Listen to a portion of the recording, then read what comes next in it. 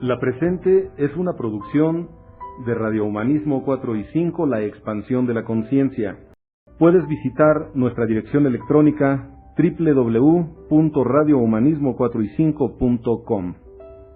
Bienvenido a la expansión de la conciencia. Radio Humanismo 4 y 5, porque se puede vivir libre de adicciones. ¿Qué tal? Buenas noches a todos, bienvenidos a la transmisión en vivo de hoy viernes 12 de diciembre, ¿eh? No, sí estoy bien actualizado. Viernes 12 de agosto del año 2022, estamos transmitiendo en vivo desde la Clínica Humanista de Rehabilitación y Expansión de la Conciencia C, en el municipio de Cuautitlán Izcalli, en el Estado de México, y también estamos en vivo en la cabina de Radio Humanismo 4 y 5, la expansión de la conciencia. Gracias por la compañía, sean todos ustedes bienvenidos, esperando que estén gozando de un excelente estado de salud física, mental, emocional y por supuesto espiritualmente también. Les damos la más cordial bienvenida a nombre de todo el equipo, de Radio Humanismo. Esta noche estaremos mi amigo Carlos Sánchez Rayón y un servidor en la transmisión.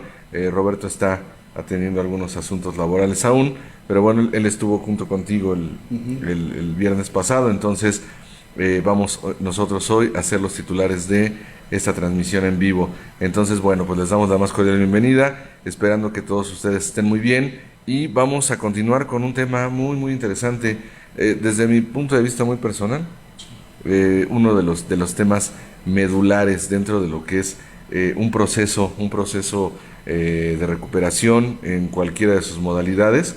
Y bueno, pues la intención es que pues también demos nuestro punto de vista en el sentido de cómo es que operan algunas de las condiciones emocionales, aspectos energéticos, recordando que emoción es una palabra grecolatina que significa energía en movimiento, cómo funcionan algunas de estas energías a nivel inconsciente. Entonces vamos a estar dando nuestro punto de vista. Existen obviamente diferentes perspectivas, sin embargo estaremos abordando algunos puntos desde la perspectiva psicoanalítica sobre el tema muy muy interesante, vuelvo a decirlo, de agitadores del inconsciente. Entonces bueno, mi nombre es Alejandro Gutiérrez Arzate, sean todos ustedes bienvenidos y vamos a iniciar. Presento con mucho gusto a mi compañero, colega y amigo en cabina esta noche, Carlos Sánchez Rayón, mejor conocido como Carlos SR Contigo, su nombre artístico en las redes sociales, incluyendo también su canal de YouTube. Entonces, buenas noches, Charlie, bienvenido, vamos a comenzar, por favor. Hola, buenas noches, bienvenidos a todos, muchas gracias por el tiempo, la compañía y la amistad, y con el gusto de siempre de poder aportar un punto de vista, esperando que todos se encuentren bien en casa y por supuesto hacerles la invitación a visitar las otras páginas en Facebook, que es Radio Humanismo 4 y 5, que es Clínica Humanista de Rehabilitación y Expansión de la Conciencia, Grupo Samadhi, psicotanatólogo Alejandro Gutiérrez y Roberto Gutiérrez Valdés. Ahí se están subiendo también las transmisiones, Roberto Gutiérrez Jr., y también la página de YouTube, o el canal de YouTube, que es Radio Humanismo 4 y 5, que es a donde se cargan todas las transmisiones una vez realizadas. A visitar y a integrarse el próximo viernes 19 es la experiencia del Grupo Samadhi, la experiencia de cuarto y quinto paso. Entonces la invitación está abierta y muchísimas gracias a todos. Gracias, Charlie. Bueno, pues ahí están algunos de los avisos. Les recordamos que también estamos sesionando como agrupación, como Grupo Samadhi, Grupo de Desarrollo Humano, y manejamos nuestro trabajo base, por así llamarle, que es el cuarto y quinto paso del programa de recuperación, precisamente de los 12 pasos, originalmente los 12 pasos de los Alcohólicos Anónimos, actualmente lo que son los programas de 12 pasos para la recuperación. Entonces bueno, pues los invitamos a quien guste acompañarnos. El próximo viernes, como bien lo dice Charlie, próximo viernes 19, que sería la próxima semana, viernes 19 de agosto, nos vamos a la experiencia espiritual de cuarto y quinto paso del Grupo Samadhi. Y también les recuerdo que estamos sesionando los días lunes, miércoles y jueves en punto de las 8:30 de la noche, de forma presencial aquí en las instalaciones de la Clínica Humanista. Y también les recuerdo que estamos transmitiendo en vivo estos programas el día martes en punto de las 9:30 de la noche. Los miércoles están nuestros amigos Charlie y César, psicólogos sociales, nos están dando su punto de vista también en la transmisión de Radio Humanismo, en punto de las 6 de la tarde los días miércoles, y también los viernes estamos transmitiendo, con excepción del día que nos damos a la experiencia, los viernes que nos damos a la experiencia, ese día se sube alguno de los programas de mi señor padre cuando él daba también su punto de vista sobre temas de desarrollo humano, o algún compartimiento o alguna conferencia. Se sube los viernes, precisamente los viernes de la experiencia, y bueno, estamos sesionando pues esos días, o estamos transmitiendo en vivo esos días, martes, miércoles y viernes, y las juntas del Grupo Samadhi son lunes, miércoles y jueves en punto de las 8:30. Entonces, bueno, pues sean todos ustedes bienvenidos nuevamente a esta transmisión, y vamos a dar nuestro punto de vista también sobre lo que es el tema de agitadores del inconsciente, recordando que la raíz o la base de esta excelente propuesta es precisamente de origen psicoanalítico, precisamente desde el momento o desde el mismísimo punto en el que se menciona la palabra inconsciente. Entonces obviamente estamos haciendo una referencia de lo que es la postura psicoanalítica, en donde obviamente, como todos ustedes lo saben, el máximo exponente pues es el doctor Sigmund Freud, a quien se le concibe también como el padre de la psicología moderna, el máximo exponente del psicoanálisis. Sin embargo, bueno, he dado mi punto de vista también, hablando de aspectos, por ejemplo, históricos de lo que es en este caso el psicoanálisis, que una gran labor, y quienes pusieron muchas de las bases para lo que posteriormente se llamaría teoría psicoanalítica, fueron el doctor Joseph Breuer, profesor o el maestro por excelencia del doctor Sigmund Freud, y también el filósofo existencialista Friedrich Nietzsche, o conocido también como Nietzsche. Ellos trabajaron lo que era la asociación libre de ideas, aunado a lo que es la hipnosis, que surge precisamente de la escuela del doctor Charcot, y también se le conoce como hipnosis mesmeriana, o lo que se conoce como la hipnosis profunda. Entonces, obviamente, al empezar a unificar estas propiedades o estos recursos, pues entonces también se dan las bases psicoanalíticas, y es obviamente el doctor Sigmund Freud quien explota la teoría, o sea, quien le da realmente una forma ya definida a lo que se conoce como el psicoanálisis. Algunos otros lo conocemos como la psicología moderna, que es contemporánea a la segunda fuerza psicológica, que es la teoría conductual, a la que jamás le restaré importancia y el lugar que tiene como disciplina, como corriente, o más bien como fuerza psicológica, porque tal vez algunas personas no lo saben, pero el día de hoy la psicología es concebida como una ciencia, y si es concebida como una ciencia es gracias a lo que se llama teoría conductual, que en sus orígenes se llamó psicología experimental. El primer laboratorio de psicología experimental es fundado por el doctor Wilhelm Wundt y por sus secuaces, entre ellos también obviamente Watson y el gran fisiólogo Edward Thorndike.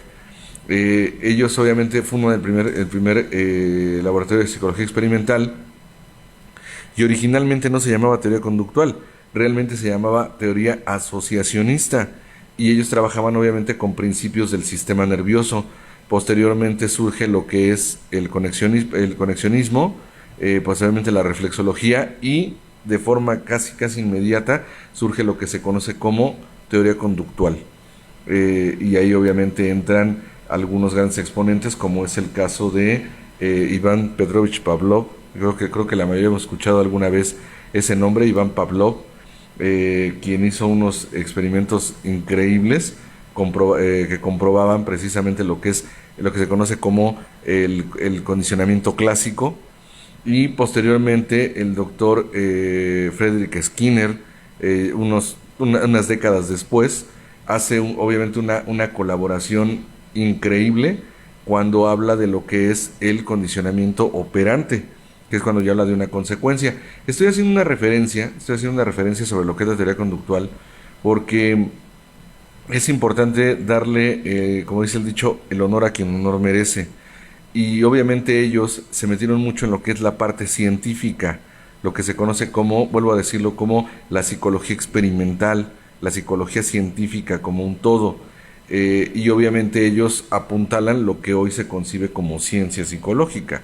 Si no tuviese un sustento científico, entonces no podría ser concebida la psicología como ciencia en la época actual.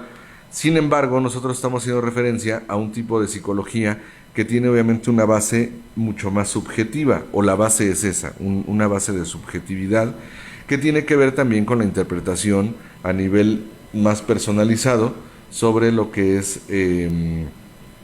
alguna condición en particular, o podríamos hablar incluso del punto de vista a partir de lo que es el aprendizaje, o sea, el aprendizaje ya de forma subjetiva. Le llamamos teoría psicoanalítica. Yo escuchaba hace algún tiempo, me queda claro que es tal vez por no concebir algunas cosas, o por ignorancia incluso, pero lo escuché por parte de un psicólogo, que eso fue lo que me llamó la atención, ¿no? Dicen que zapatero a tus zapatos, ¿no? Y si alguien se dedica a la psicología, bueno, debiese considerar algunos principios básicos. Y esta persona lo escuché que decía, es que el psicoanálisis ya es obsoleto. Y bueno, entre colegas pues nos llevamos pesado, me dieron ganas de ponerle un zape, ¿no? Y decirle cómo va a ser obsoleto si lo que se trabaja actualmente, casi todo, para no absolutizar, las bases son psicoanalíticas. O sea, por eso precisamente se le conoce como la primera fuerza en psicología. O sea, las bases que plantean los psicoanalistas, en este caso el doctor Sigmund Freud, pues obviamente hasta la fecha tienen vigencia y obviamente, vuelvo a decirlo, apuntalan lo que hoy se maneja en muchos modelos de psicoterapéuticos y de desarrollo humano. Entonces, las bases psicoanalíticas dudo mucho que alguna vez pierdan vigencia, y parte de las bases psicoanalíticas es precisamente el entendimiento de cómo opera el inconsciente. Es más, al entendimiento de cómo opera este conjunto de elementos llamados también estratos de la mente.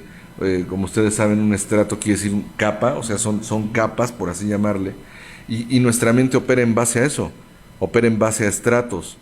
Y obviamente en términos muy generalizados, por supuesto, porque existen muchos elementos ahí inmersos, pero en términos muy generales podemos hablar de una mente inconsciente, de lo que es la estructura o el estrato preconsciente y lo que es el estrato consciente.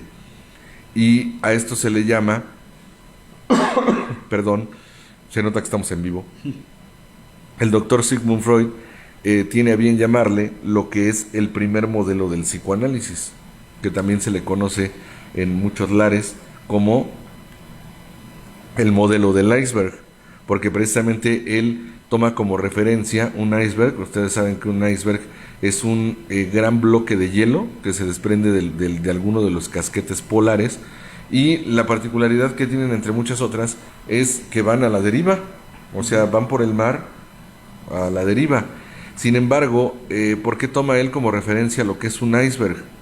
Porque los icebergs tienen una característica: aproximadamente solamente entre el 3 y 5% de la superficie total del iceberg es aquella que va en la superficie, o sea, que sale del agua, y el otro 95-97% está sumergido.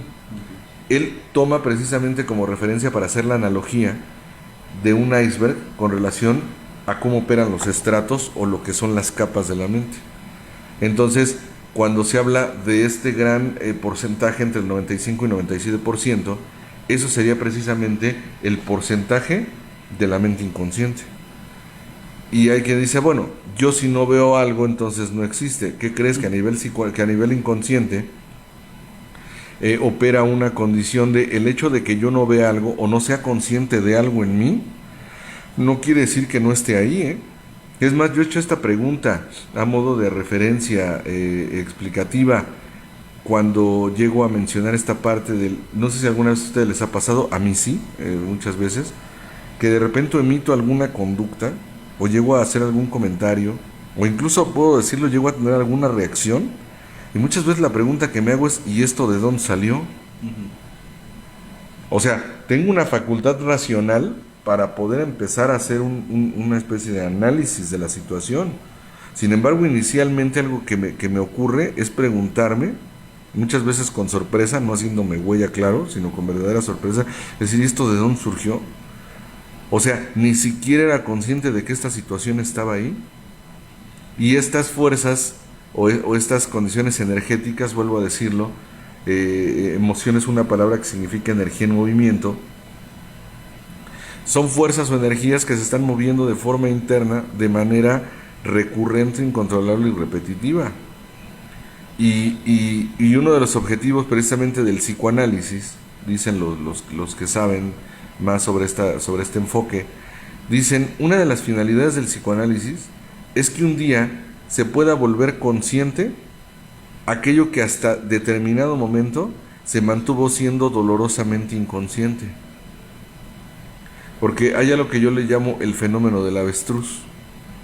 A veces el ser humano en general pudiese parecer que operamos como ese avestruz, que bajando la cabeza y observando hacia la tierra llega a creer que los depredadores han desaparecido, ¿no? Digo, es una analogía al final del día. Y entonces hay personas que dicen, pues si yo no soy consciente de algo, pues entonces no me genera conflicto. La teoría de los agitadores del inconsciente señala precisamente que cuando estas energías se están moviendo, puedo yo no ser consciente de ello, ¿eh? Sin embargo, de que están llevando a cabo alguna función, eso es un hecho. Y tenemos algo que se llama incluso inconsciente colectivo social, que la formación que tiene mi compañero, mi colega y mi amigo Charlie, es una de las bases que se estudia precisamente en la psicología social, o sea, lo que se conoce incluso como la psicología de las masas, en donde muchas de las conductas que a nivel colectivo se llegan a emitir, el ser humano que está inmerso en una colectividad ni siquiera es consciente muchas veces de por qué está emitiendo ciertas respuestas, ¿no? Y tiene mucho que ver precisamente con lo que es el poder social, pero que se instala a nivel inconsciente muchas veces. Y un teórico sociólogo de los más renombrados desde hace muchas décadas, que realmente les previo incluso al doctor Freud, de nombre Gustave Le Bon, un francés llamado Gustave Le Bon, él decía, cuando el ser humano adquiere, más bien cuando el ser humano está inmerso en una multitud, algo que adquiere es algo que se llama alma colectiva, y entonces va a empezar a emitir respuestas, incluso sin ser consciente de por qué y para qué las está emitiendo. Eso se llama para él inconsciente colectivo. No se confunda con el inconsciente colectivo que seguramente algunos hemos escuchado alguna vez, de la autoría de mi gran sensei, el doctor Carl Gustav Jung. Él hablaba sobre todo de lo que es la memoria de tipo celular. O sea que hay una memoria celular que nos permite precisamente tener cierta información que opera muchas veces a nivel inconsciente. Le llamaba, por ejemplo, los arquetipos. Ese es otro segmento, esa es otra ruta, que al final del día está ligado, pero bueno, él hablaba precisamente de otro tipo de inconsciente colectivo.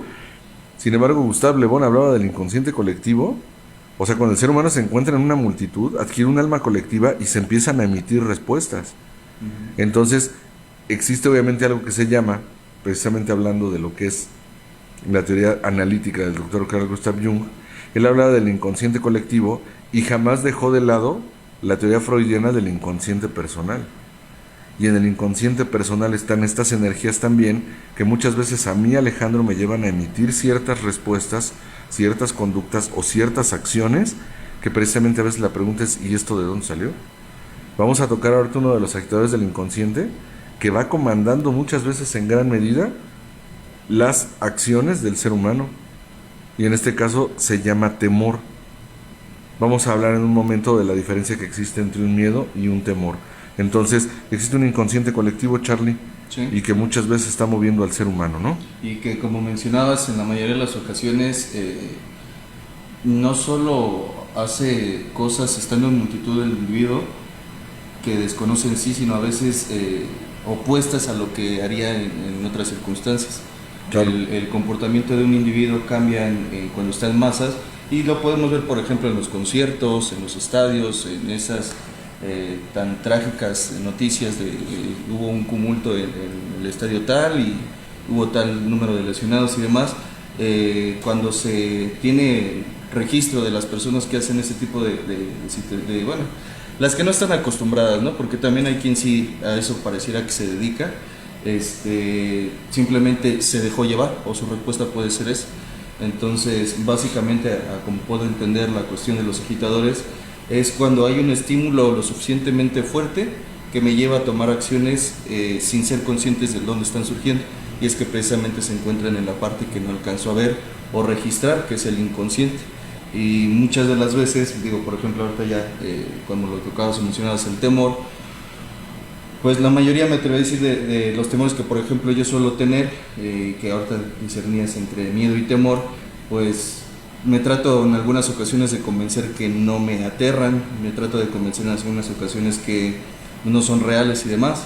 Sin embargo, una característica que también suele tener la mente humana es que no distingue o discierne entre lo que es real y lo que es fantasía. Lo comenta muchas veces Roberto, ¿no? Por eso cuando veía la película de Chucky, por ejemplo, pues sí llegaba a aterrarme. Mi abuela tenía esos muñecos de, no sé cómo se llaman, como de porcelana, pero con una mirada penetrante desde mi punto de vista, ¿no? Y que en algún momento después de ver aquellas películas, pues sí me impactaba. Ya posteriormente, con un poco de más conciencia, o no sé cómo decirlo, pues ya decía Roberto, pues si se viene acercando un mono de 1 metro, pues de una patada lo saco a volar, ¿no? Si veo que una mujer como la de Laro empieza a salir de la pantalla, pues igual, ¿no? Se la aviento lo que tenga a la mano. O sea, esa es la cuestión. En gran medida, me atrevo a decir inclusive que la mayoría de las emociones se sienten y son reales, pero se perciben tan intensas, que a veces suele ser difícil evitar dejarse dominar por esa intensidad que surge en ese momento y que es momentánea. Fíjate, comentabas algo muy interesante hace un momento, Charlie, de verdad. Porque hablas precisamente de tu perspectiva como niño. Uh-huh. Sí. Yo me acuerdo, digo, ahorita que os menciono, ahora con la tecnología que existe, pues hacen unas producciones increíbles, ¿no? Unos efectos especiales que de veras, mis respetos. Yo me acuerdo mucho, por ejemplo, cuando yo era niño, digo, le estoy hablando de hace 40 años, las películas, por ejemplo, de ese tipo, o sea, que tenían como una cierta carga de horror o de terror o un thriller, ¿no? Yo me acuerdo, por ejemplo, de lo que eran las películas del Santo, ¿no? Digo que tampoco es de mi época, por supuesto, pero bueno, las pasaban en aquel entonces. O sea, en aquel entonces no existían, obviamente, por ejemplo, el tipo de televisión que existe ahora, ¿no? Ajá. Que ahora ni siquiera se llama televisión, ¿no? Sino más bien sistemas, ¿cómo le llaman? Plataformas. No voy a decir nombres, ¿no? Pero existen muchas plataformas hoy para ver películas, programas, no lo sé. Y aquí la cuestión es que en aquel entonces, pues, obviamente lo que teníamos era la televisión abierta. Y yo me acuerdo que, por ejemplo, en el Canal 9, lo que era en aquel entonces el Canal 9, pasaban las películas del Santo. Y entonces, una de las películas que más miedo me daba era la del Santo contra las lobas, ¿no? Es que el Santo, además el Santo era cabrón, sí. O sea, dicen el Santo mataba a los zombies a madrazos, ¿no? O sea, no era cualquier cosa. Pero, por ejemplo, a mí me daban mucho miedo esas películas. Por allá anda mi mamá, ella recordará que me daban miedo ese tipo de películas, ¿no? Pero, por ejemplo, yo veía que, por ejemplo, las momias caminaban muy despacito, ¿no? Pero ya siendo niño decía, ¿por qué no corren, no? O sea, no sé si me explico, decía, pues nada más que corra, ¿no? Pero bueno, el Santo era el Santo, entonces el Santo obviamente los mataba a madrazos, ¿no?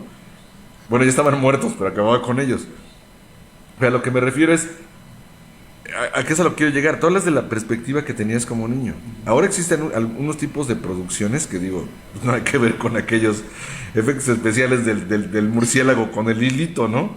Sin embargo, bueno, pues era lo que había y obviamente la percepción era diferente. Pero aquí la cuestión es, mi percepción como niño era muy diferente. Hoy yo puedo decir, como adulto, viéndolo en perspectiva, ¿qué sucede si yo parto de la base de, ¿y a poco eso me daba miedo, no? Sí, pero es que obviamente mi perspectiva era muy diferente. Y vuelvo a decirlo, La perspectiva determina mucho del registro de información. ¿Qué quiere decir o qué estoy tratando de decir con esto? Las improntas determinan la información que se va a quedar almacenada. Ustedes saben que impronta es una palabra que significa primera impresión, ¿sí? Y entonces la primera impresión, de acuerdo a la perspectiva que tenías en aquel entonces, es que el Chucky era algo muy cañón, ¿no? ¿Sí? Y entonces obviamente, hoy como adulto, ¿qué sucede si yo digo, es que eso a mí ya no me debe generar conflicto? De entrada me estoy manejando en un debeísmo, que eso obviamente me lleva a una polaridad neurótica o una condición a lo mejor hasta de imposición sobre algo que debiese o no debiese sentir. Y por eso me cuesta mucho trabajo a veces llegar a lo que es la emoción o el sentimiento raíz o el real. Aquí el punto es, hay información que se instaló por vez primera, o más bien, toda la información se instala por vez primera. A eso se le llaman improntas y por eso queda instalado. Por eso a veces, viéndolo desde una perspectiva más técnica, más profesionalizada, por eso puede sonar incluso a un absurdo el que a veces a una persona le dicen, es que ¿por qué te da temor esto? No le tengas temor a tal cosa. No, pues ojalá operara así. Digo, si las improntas, si los introyectos, si la información inicial operase de esa forma, les aseguro que algunos ni siquiera tendríamos trabajo. O sea, por ejemplo, los psicoterapeutas. Pero el punto es que no opera así. A una persona que tiene una condición fóbica, tú le puedes decir, no le tengas temor a esto. A esa persona, la información que acaba de registrar a nivel racional es como si le entrara por un oído y le saliera por el otro. O sea, simplemente no va a impactar.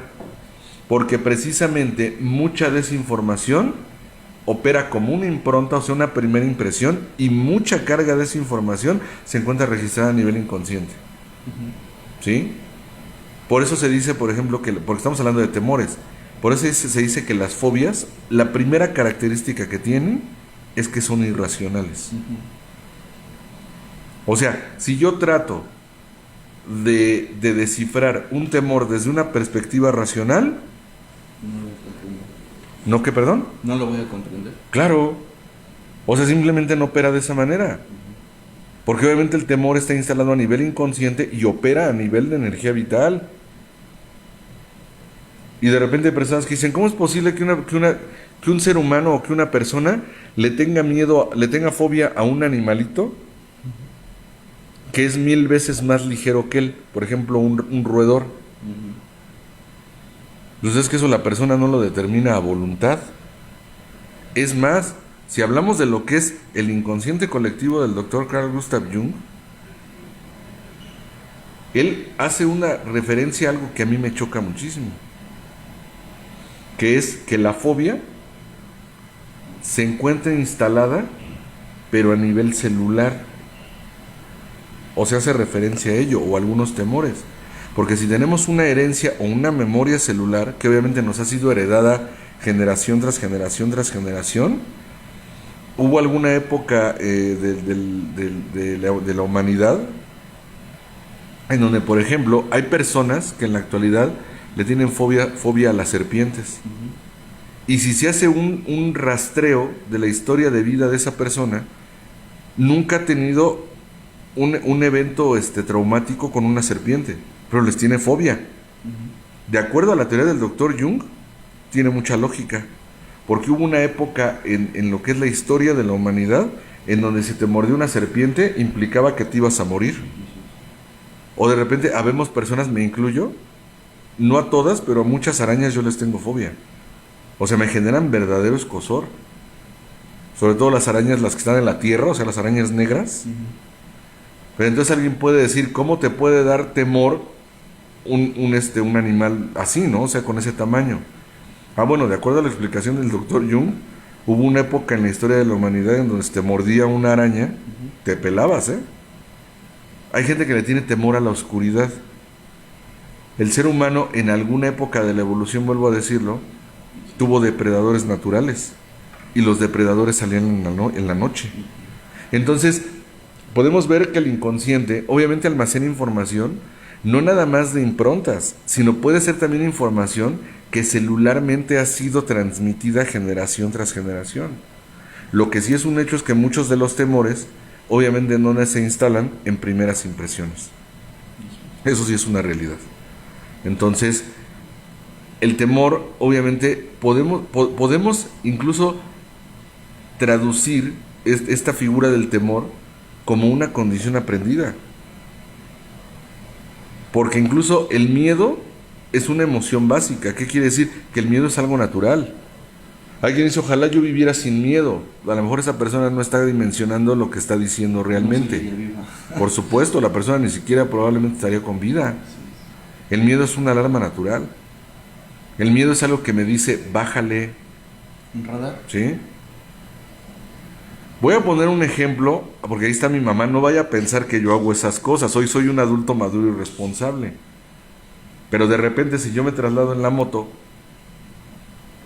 pues de repente yo digo, esta cosa corre bien bonito, ¿no? Y entonces podría decir, no se siente, ¿no? Y una parte de mí, que en donde se activa el miedo, me dice, lo que no vas a sentir es el madrazo que te vas a poner, ¿eh? O sea, si no te regulas. O sea, el miedo inmediatamente, ¿qué hace? ¡Pum! O sea, aguas. ¿Sí? Ten cuidado, o sea, te estás excediendo o puede ocurrir algo que puede tener consecuencias complicadas. Entonces el miedo es un recurso. El miedo es el que me dice, modérate en esto, regúlate en aquello, evítate el otro. Hay quien dice, ¿a poco el miedo sirve? Por supuesto. Hay quien dice, ¿para qué te ha servido el miedo? ¿Para no recaer? Órale, Charlie, no me agarras la mano aquí en la transmisión en vivo. Estoy aquí en la mano. Por ejemplo, para no tener una reincidencia. Sí. Hay quien dice, ¿el miedo te ha protegido? Por supuesto. Y entonces por miedo no me iba a meter a determinados lugares, o no tenía contacto con ciertas personas, o por miedo incluso no faltaba a mi grupo, por el miedo a una recaída, que ahora se le llama reincidencia, ¿no? Pero creo que queda claro el término recaída. Por miedo a una recaída, por miedo a las consecuencias, por miedo a lo que iba a pasar en mi entorno y en mi sistema, ¿no? ¿Sí? Yo de verdad me ponía a pensar y a sentir, yo decía, nada más o sea, imagínate que yo reincidiese y toda mi familia, o sea, mi familia inmediata de aquel entonces, que eran mis padres y mis hermanos, todos en programa, ¿no? Y todos en abstinencia, no sé si en sobriedad, pero en abstinencia sí. Yo decía, no me la acabo. Entonces el miedo obviamente me protegía. ¿Sale? Sin embargo, se dice que los seres humanos nacemos con dos miedos naturales. Ahorita los voy a mencionar. Que nos diga el Charlie para qué le ha servido el miedo. Que también, por ejemplo, en un aspecto social, el miedo, un segundo, el miedo al rechazo, en la mayoría de las ocasiones también, me atreví a decirlo de esta forma, motiva a las personas a incurrir en actividades que igualmente los pueden poner en riesgo. O sea, es como poner una balanza, el miedo a ser rechazado o el miedo a estar solo. Si el miedo a ser rechazado pesa más que el miedo a estar solo, que pudiese parecer más de lo mismo, entonces me llevo a hacer cosas con tal de pertenecer a determinados grupos. En lo personal, el miedo, así como mencionabas ahorita, padrino, en la mayoría de las ocasiones, yo lo he comentado aquí con los compañeros en las sesiones de la clínica, a mí también el miedo me ha mantenido distante por de aquellas supuesto circunstancias que sé que pues, me ponen en riesgo, y lo sé porque precisamente ya tengo un antecedente que considero que es una de las características racionales del miedo. O sea, ya tengo un antecedente de que sé qué puede pasar si sigo por determinada ruta. En el caso, por ejemplo, y sin querer adelantarme tanto, en cuestión del temor, por ejemplo, pues es a veces fantasear, a veces caer en suposiciones, pero el miedo como tal, el haber tenido experiencias previas, por ejemplo, con el alcohol o sustancias y demás, ya me deja un antecedente y me dice, si tú sigues por determinada parte o determinada ruta, en estas circunstancias puede terminar. Y al final, como decías, pues una de las razones es miedo a las consecuencias. Como yo lo he escuchado y en algún momento lo he vivido así, o lo viví así, pues yo sé cuándo puedo empezar o cuándo empiezo, pero no sé cuándo voy a terminar. Entonces, el no saber cuándo iba a terminar precisamente, o en qué circunstancias iba a terminar, era lo que me decía, mejor hoy no. mejor por ahora no, o de alguna forma pues también evitar esos lugares. Claro, por supuesto, el miedo es un regulador entonces. Uh-huh. Se dice, por parte de los que saben de estas condiciones, que los seres humanos nacemos con dos miedos naturales. El martes, que estabas también tú aquí, como siempre acompañándome, Charlie, hablábamos de los duelos. Estaba yo dando mi punto de vista sobre duelo.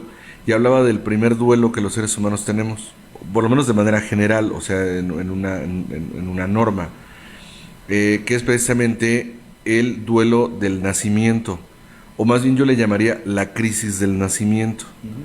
Se dice que esos dos miedos vienen precisamente como consecuencia de la crisis que vivimos cuando estamos naciendo, o sea, a caernos y a los ruidos estruendosos, porque cuando estamos en gestación nos encontramos en un estado de ingravidez. ¿Qué quiere decir? Que no conocemos lo que es el poder de la gravedad hasta el momento en el que se rompe la fuente, y entonces por fuerza de gravedad, por la ley de atracción de la gravedad, sentimos que nos caemos, que realmente esa es la función de que se rompa la fuente, o sea que por gravedad, o que la gravedad influya precisamente para que empecemos lo que se conoce como el proceso del parto. Aquí la cuestión es que también nuestro registro de lo que es la energía mecánica, que es precisamente la energía del sonido, la percibimos de una manera muy diferente cuando estamos en gestación a cuando ya estamos afuera. Uh-huh. Y entonces obviamente el choque sónico en este caso, o sea, el estímulo es brutal. Entonces esos dos miedos son naturales.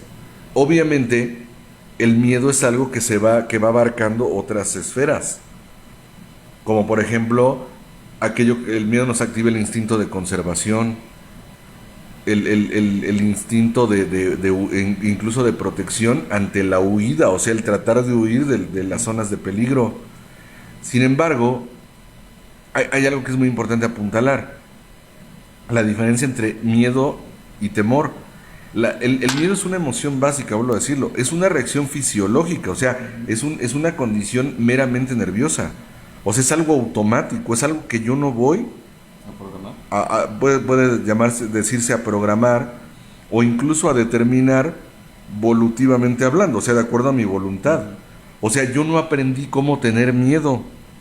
El miedo es algo que se activó en mí de manera natural, y que eso me ha permitido llegar a los 45 años de edad, porque obviamente el miedo me regula en muchas áreas, ¿no? Hay una explicación que da Daniel Goleman, un increíble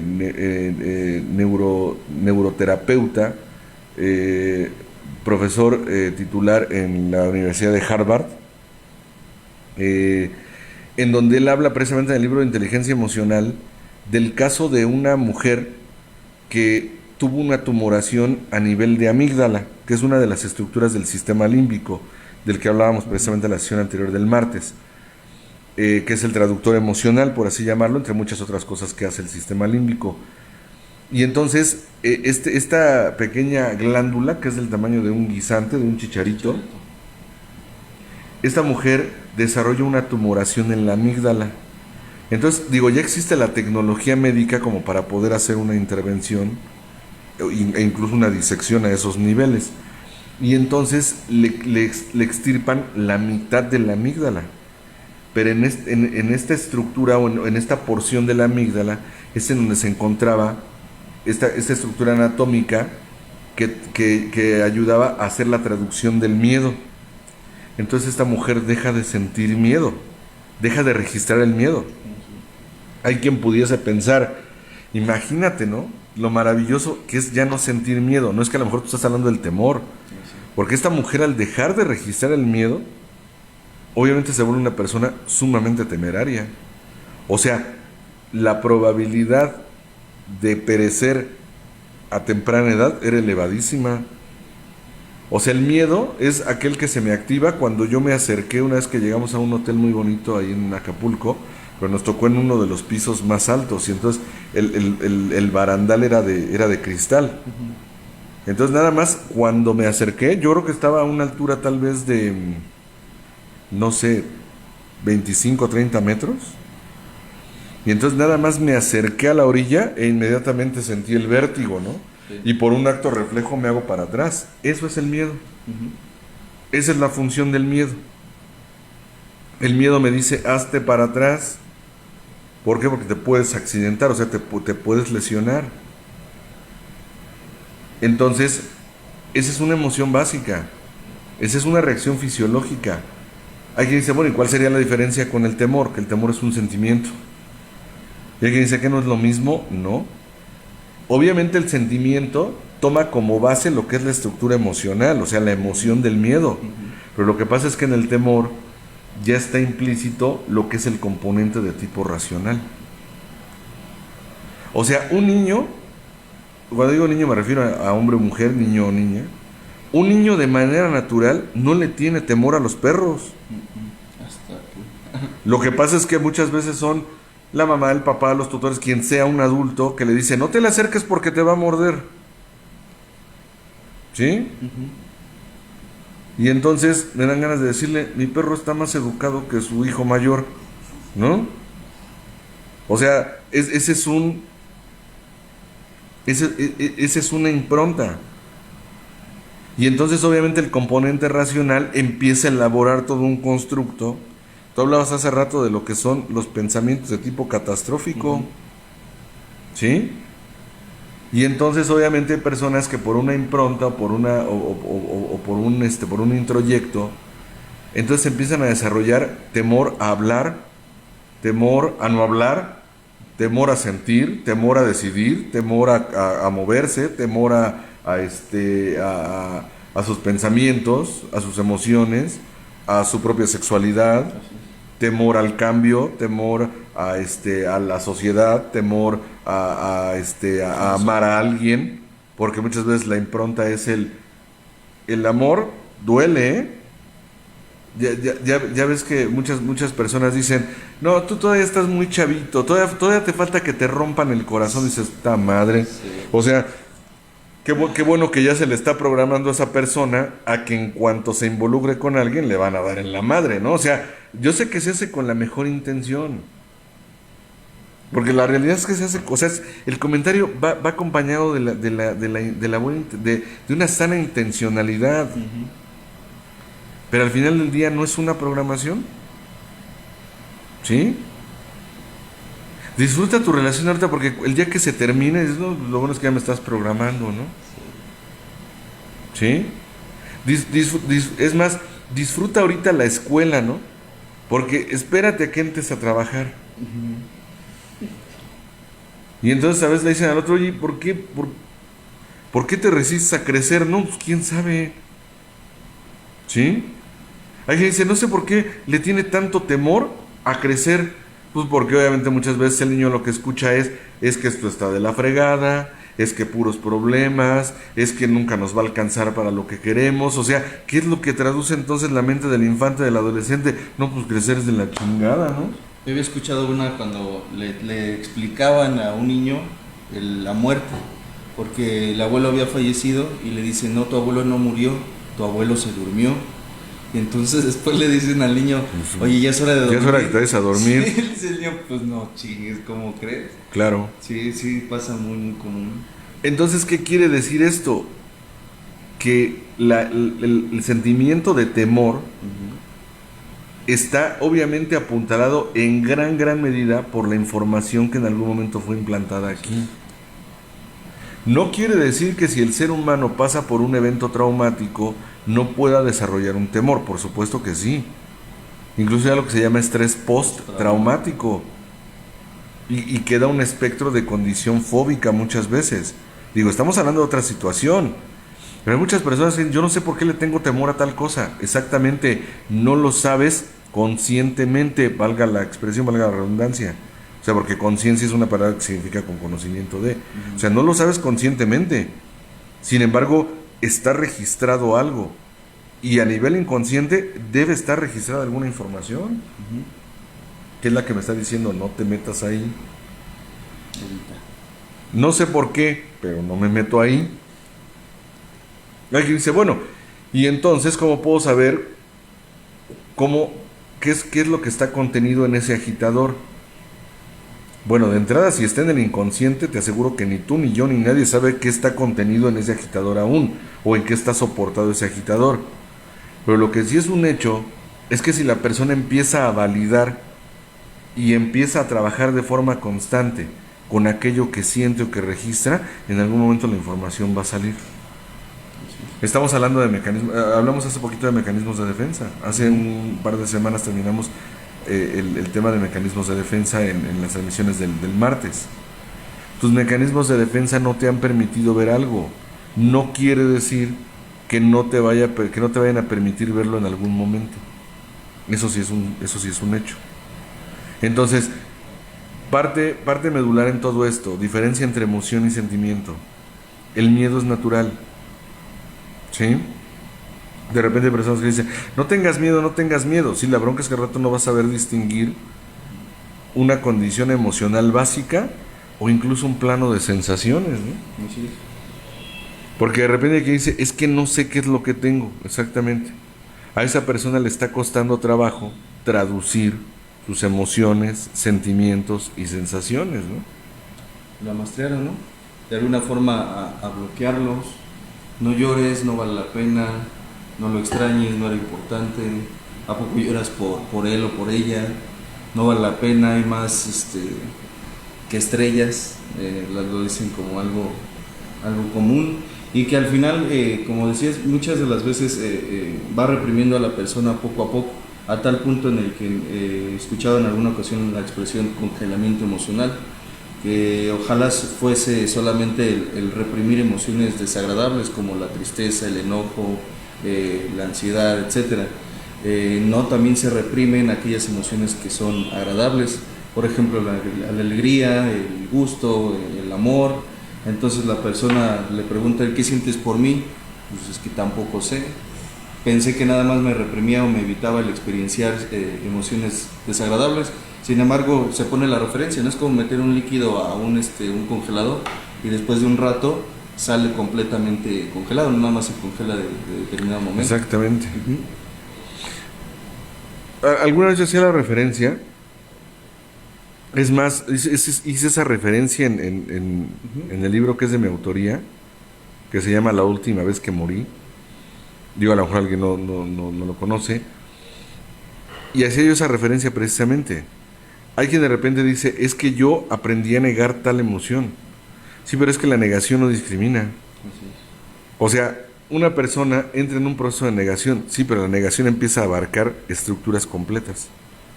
O sea, si yo bloqueo, por ejemplo, lo que es el miedo, sí, pero también se puede bloquear el afecto, ¿eh?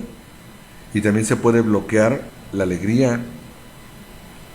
Es una realidad que cada vez de forma más frecuente nuestra sociedad está plagada de personas con alexitimia. Sí. La alexitimia es un término psiquiátrico para un trastorno del ánimo que se caracteriza porque la persona que ha desarrollado esa condición, alexitimia, vuelvo a decirlo, la característica que ha desarrollado es que le es muy complicado registrar condiciones emocionales en otros e incluso en su propia persona, ¿eh? O sea, no tiene ese termómetro. Si tú me estás hablando de algo, yo tengo un termómetro para medir lo que tú estás emitiendo. El alexitímico, simplemente ese termómetro no opera. ¿Sí? ¿Qué es un alexitímico? Que si yo llego a mi casa, que es la casa de ustedes, es un ejemplo nada más, y a lo mejor mi esposa me dice, ¿sabes qué? Es que un ser querido, un ser cercano acaba de fallecer y me siento muy mal.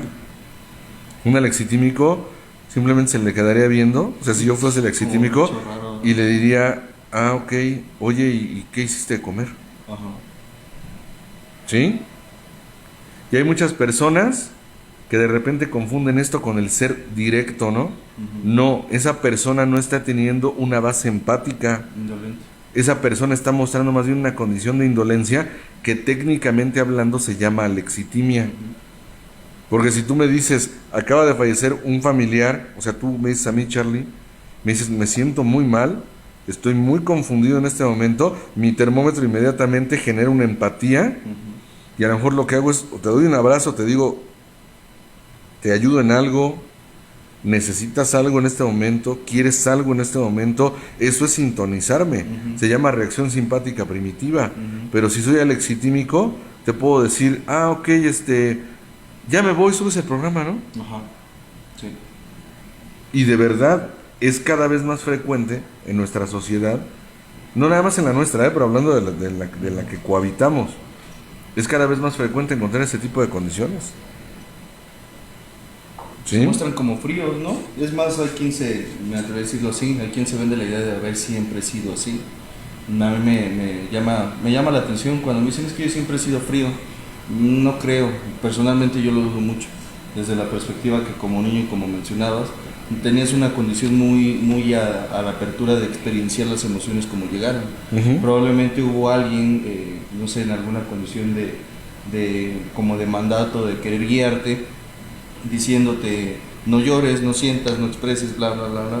Y entonces empieza a aprender ese tipo vaya, se le invita al infante, posiblemente adolescente y adulto, a la inexpresión de sus propias emociones. Así es. Entonces el conflicto radica en cuando quiere enamorarse una está con, por ejemplo, una relación de pareja y le cuesta trabajo definir qué es lo que realmente, pues vaya, ese termómetro emocional. Claro. Le permite decir estamos bien, no estamos bien, estamos avanzando, estamos retrocediendo o algo está pasando. Sí. Hace algún tiempo, puede ser aplicable a hombre o mujer el comentario que voy a hacer, diría mi hermano Roberto en las juntas, ¿no? Que son más cerradas y son como más frontales, ¿no? Hombre, mujer o bestia, o sea, puede ser cualquier cosa. Pero ese es un ejemplo de lo que es la lexitimia, ¿no? Que también puede ir acompañada de cierto nivel de inseguridad, ¿no? En donde le está diciendo en un mensaje de texto, el esposo le escribe a la esposa, ¿no? Y le dice, tuve un accidente, me caí y me rompí la pierna, ya me llevan al hospital, dime cualquier nombre de mujer, Charlie. Beatriz. Pero no te preocupes, Beatriz le habló a los paramédicos, me llevan al hospital y me van a operar de emergencia. Y la esposa le contesta, ¿quién es Beatriz? ¿No? Y vuelvo a decirlo, este ejemplo puede ser aplicable a cualquier... O sea, ese es un ejemplo de lo que es alexitimia, ¿no? Es decir, ok, o sea, te has roto la pierna, te tienen que operar. Ok, pero a mí me interesa más saber en este momento quién es Beatriz, ¿no? ¿Sí? Sí. Y bueno, digo, con todas las variantes que puede tener esta situación o este caso, ¿no? Pero aquí la cuestión es, muchas de las cosas que a veces se desconocen dentro de lo que es el plano emocional, es precisamente porque el registro que se hizo determina mucho de la consecuencia, ¿eh? O sea, el no sientas, o el solo siente esto, no lo sé, o sea, Sí. Hay quien dice, ¿cómo trabajo con mi inconsciente? ¿Qué crees? Para trabajar con el inconsciente, necesitas estar trabajando constantemente con lo que hay en tu consciente.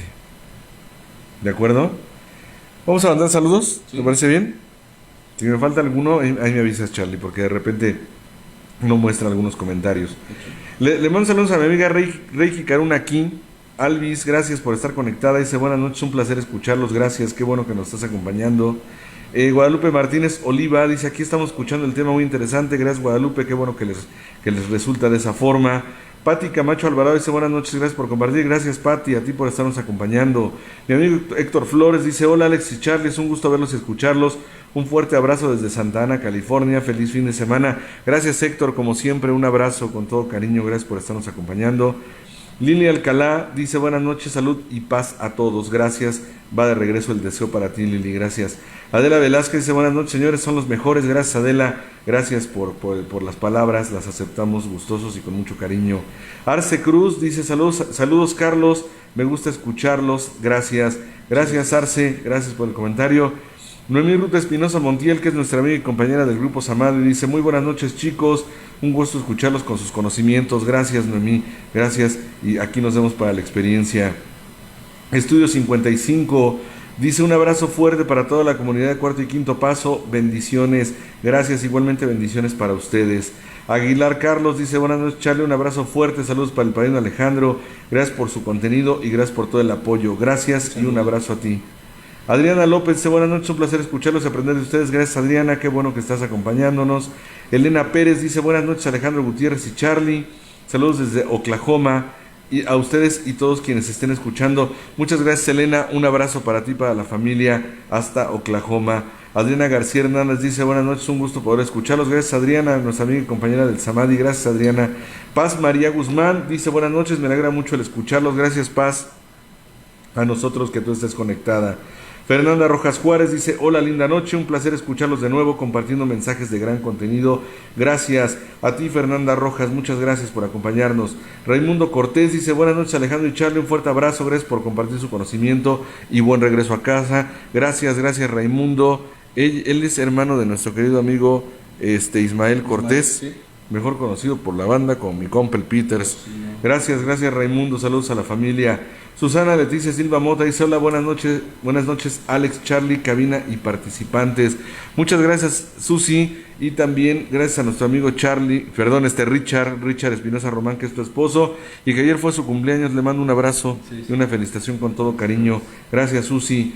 Mi madre, la señora Emma Marta Arzate Copca, dice, buenas noches, hijo y Charlie. Gracias, madre. Dice, y tu hermano está trabajando todavía, lo tenemos trabajando aquí al lado. Gracias, madre, te mandamos un abrazo y un beso con todo el amor. Dice Luz María Ortiz León, buenas noches, Alex, Charlie, un gusto escucharlos una noche más y gracias por su conocimiento que nos aportan de parte de la mamá Tocino. Muchas gracias por estarnos acompañando. Te mandamos un abrazo también, nuestra querida Luzma. Dice Araceli Sánchez Colín, nuestra querida amiga y compañera del grupo Samadhi, ahora mi ahijada también. Dice, hola, buenas noches, saludos a todos, un abrazo fuerte. Gracias, Sara, saludos para toda la familia, gracias por acompañarnos. Alicia Silva dice, excelente noche, como siempre un placer escucharlos, un fuerte abrazo. Gracias, Alicia, igualmente a nosotros nos da mucho gusto saludarte. José M. Díaz, esposo de Elena precisamente, dice, hola, buenas noches, padrinos, les mando un fuerte abrazo. Gracias, mi querido amigo Pepe, qué bueno que estás mejor de salud y te mando un abrazo con todo cariño, bueno, en nombre de todo el equipo de Radio Humanismo. Judith Vargas dice, buenas noches, licenciado Alejandro y Carlos, un gusto saludarte. Gracias, Judith, como siempre, gracias por acompañarnos. Saludarles, ya puso aquí, ya completó. Gracias, Judith, a nosotros que estés acompañándonos, nos da mucho gusto. Pati Nieto, nuestra querida amiga, la chaparrita del grupo Samadhi, dice, buenas noches, Alex, Charlie, gracias por el tema y su valioso tiempo y aprendiendo. Gracias, Pati, felicidades por haber concluido un cuatrimestre más, ya la lleva. Me da mucho gusto y además para mí es un gusto ser su maestro actualmente en la universidad. Gracias, Pati, saludos a la familia. Monse, también nuestra amiga y compañera del grupo Samadhi. Ella fue mi alumna hace algunos años, hoy es mi colega y hoy es compañera del grupo Samadhi también. Dice, hola, buenas noches, un gusto poder saludarlos por este medio, les mando un abrazo y bendiciones. Gracias, Mon, saludos a la familia. Christopher Cedillo dice, saludos y bendiciones de regreso para ti, Christopher, gracias por acompañarnos. Mi querida amiga Elizabeth Martínez, mejor conocida como Eli de Magú, dice, excelente noche para todos, buen regreso a casa, abrazos mil. Gracias, mi querida Eli, sabes que te quiero mucho, a ti y a toda tu familia. Gracias por la compañía y sobre todo por la amistad, de verdad, una excelente persona. Y bien entrona además para la terapia, mi querida Eli. Te mando un abrazo, mi querida Eli de Magú. Ismael Cortés, que se pone aquí, y César Cortés, no sé por qué se pone así. Que es ¿Ya? una empresa. Ok. Una constructora, me decía. De acuerdo. Ya, ahora eso explica muchas cosas. Mi querido amigo el Peters, así le digo porque es mi amigo. Dice, buenas noches, Charlie, Alex y a todos en cabina, un gusto escucharlos y una noche más de aprendizaje de la familia Tocino. Gracias a todos ustedes, nuestros amigos, sobre todo amigos y compañeros del grupo Samadhi. Sí, claro, bien constantes. Gracias, mi querido Peters. Elenita Ramírez Morales dice, hola, buenas noches, padrinos, gracias por compartir sus conocimientos, Dios les bendice. Gracias, Elenita, bendiciones para ti también, como siempre, nos acompaña en cada transmisión. Dice Judith Vargas, a mí me pasó algo contrario, cuando tenía unos 5 o 6 años, un tío era alcohólico y un día él llegó a casa de mis abuelitos donde yo vivía y a mí me aventó y caí en el pasto, pero cuando yo crecí lo enfrentaba, todo mundo corría, no me deja seleccionar aquí esto, y yo no. Denme un segundo. Si quieres que termine el comentario, por favor, Charlie. Sí, todo el mundo corría y yo no. Ahí me quedaba para demostrarme que no me daba miedo y él solo le daba risa y ya no me molestó nunca. No sé qué pasó con mi miedo, si lo transformé en valor. Puede ser. Lo que pasa es que muchas veces algo que se da es algo que se conoce como fenómeno de inundación.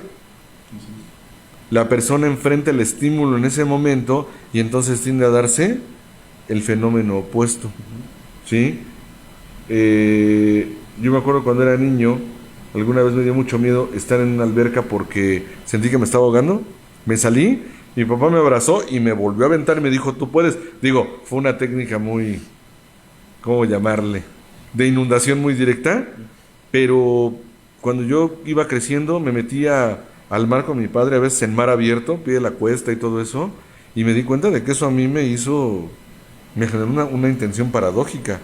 O sea, me di cuenta que podía enfrentarlo. No siempre ocurre así, sin embargo es real lo que está diciendo Judith. Gracias, Judith, es correcto que se puede precisamente enfrentar el estímulo y darle un sentido. ¿Quieres leer el que sigue, porfa, Charlie? Porque no me deja seleccionar esto. Ok, dice Alejandra Romort, dice, jajaja, yo también hubiera preguntado eso, ¿quién es Beatriz? Ok, está bien. Está bien. Cada quien. Es parte de, ¿no? Entonces, sí, y también como hombre lo digo, también a lo mejor yo hubiera hecho lo mismo, ¿no? ¿Y quién es ese güey? Digo, se le agradece, pero y aprovechando el viaje, ¿y quién es? ¿No? Pero bueno, está bien. ¿Cuál es el que tienes tú ahí? Después de Alejandra, dice Susana Leticia Silva. Es que a mí me aparece aquí uno de Arenas Tere. Dice, Ale y Charlie, buenas noches, qué alegría aprender de ustedes, mil gracias por compartir temas que me hacen tomar conciencia de mí y de lo que vivo día a día. Allá, Ale, comentabas de un libro de tu autoría y mi pregunta es si se puede conseguir en la clínica. Gracias, es que ahorita no hemos mandado a hacer el tiraje, están agotados ahorita, sin embargo en cuanto tengamos ya los ejemplares, pues les estaremos informando. De acuerdo, muchas gracias por preguntar, gracias. Aquí está, ya vi el mensaje, el comentario de Alejandra. Y digo, muchos pueden decir, ¿cómo preguntar eso? Muchos lo haríamos, Ale, o sea, eso es una realidad. Entonces, es parte del show. Dice, también Susi Silva Mota dice, y por cierto, ¿quién es Beatriz? No sé el nombre, lo dio el Charlie. Por eso yo le pregunté a Charlie, por eso yo le dije a Charlie, dime cualquier nombre, ¿no? Entonces, pero bueno, está bien. Dice Susi, muy buen tema, gracias Susi, qué bueno que te está gustando. Fernanda Rojas Juárez dice, ¿cómo puedo trabajar con mi consciente sin sabotearme, estando en la medida de lo posible en el tiempo presente? Porque obviamente en la mente, o sea, el diálogo interno muchas veces es discursivo y me lleva a quién sabe hasta dónde. Pero ¿qué sucede si yo estoy utilizando, por ejemplo, un recurso de fisicalidad? Mientras estoy analizando algo, estoy concentrando también mi atención en mi respiración, mi mente va a estar en el presente. Lucero García, también nuestra amiga y compañera del Samadhi, mejor conocida como La Güera, dice, buenas noches Alex y Charlie, les mando un saludo y un fuerte abrazo. No llegué a tiempo, de todos modos los veo después en YouTube. Que tengas excelente y bendecida noche. Gracias, güereja, gracias, qué bueno que nos acompañas y pues qué bueno que ya estás ahí en la chamba con toda la actitud. Beatriz Brito dice, buenas noches a todos, nuevamente agradeciendo por compartir tan valioso e interesante tema. Buena noche. Ahí estaba el comentario con el nombre, yo nada más lo leí. Ok, nada más leyó el nombre Charlie y de ahí salió el ejemplo. Gracias, Beatriz, gracias, un saludo. Pues vámonos, Charlie, vámonos. Muchísimas gracias a todos los que se integraron a la transmisión, gracias de verdad por el tiempo que invierten en estas sesiones. Recordándoles que las sesiones de Radio Humanismo se hacen los días martes 9:40, 9:30, miércoles a las 6 y viernes a las 9:30 igualmente. Las sesiones del grupo Samadhi por presencial y por Zoom son los días lunes, miércoles y jueves a partir de las 8:30. Están las inducciones la próxima semana, lunes, miércoles, jueves, y a la experiencia el próximo 19 de agosto, primeramente Dios. Está a la venta el libro de Historia y Evolución de los Grupos de Cuarto y Quinto Paso, las memorias con 5 discos por unidad. Igualmente la información la pueden solicitar ya sea marcando a la clínica o revisando los números que aparecen en los flyers, todos los números aparecen ahí. Visitar la página de Radio Humanismo, el canal de Radio Humanismo 4 y 5 en YouTube, que como decía hace un momento está Lucero, ahí están todas las sesiones pasadas y pues para que vayan siguiendo el hilo de las sesiones y pues no se pierdan ninguna más. Yo agradezco muchísimo el tiempo, la compañía, la amistad, la oportunidad de estar aquí presente y pues con el gusto de siempre saludarlos a todos y muchísimas gracias, bendiciones. Gracias mi querido amigo Charlie. Dice Susi Silva Mota, dice un saludo a una de mis exalumnas, Beatriz Brito. Ella fue quien me imagino que quien le pasó el dato. Gracias, gracias Susi, gracias Beatriz. ¿Es mi paciente Beatriz? Ah, sí, es tu paciente, ok, muy bien. Así de chiquito es el inmenso mundo en el que vivimos. Dice Judith Vargas, gracias y buenas noches para todos. Gracias Judith, igualmente para ti. Y Beatriz Brito, saludos Susana Leticia Silva Mota, querida profesora. Qué chiquito es el mundo y qué bueno que estamos sincronizados. Pues vámonos Charlie, porque Dios nos hizo guapos pero no ricos. Y mañana, gracias a Dios, es un día de mucho trabajo también. Entonces, gracias a nombre de todo el equipo de Radio Humanismo, de mi hermano Roberto Gutiérrez Jr., de César Aguilar, de Charlie, de un servidor Alejandro Gutiérrez. Gracias, bendiciones para todos y primeramente Dios, nos vemos en el próximo programa. Que pasen una excelente noche, un excelente fin de semana, sobre todo con muchísima salud, con sus seres queridos. Gracias, hasta la próxima. La presente es una producción de Radio Humanismo 4 y 5, la expansión de la conciencia. Radio Humanismo 4 y 5, porque se puede vivir libre de adicciones.